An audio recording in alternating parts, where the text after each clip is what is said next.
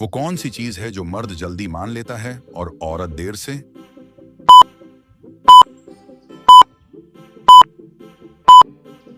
अपनी गलती। औरत खामोश हो तो मर्द क्यों घबरा जाता है?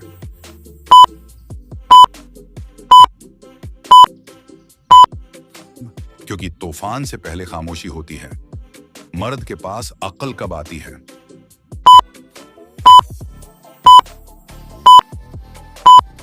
जब औरत पहले ही फैसला कर चुकी हो। औरत एक बात को 3 घंटे क्यों याद रखती है?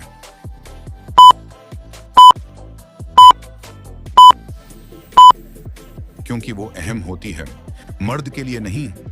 मर्द का सबसे बड़ा डर क्या है?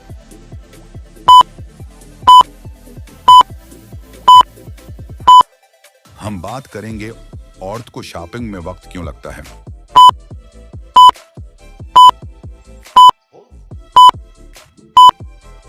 क्योंकि फैसले दिल से होते हैं,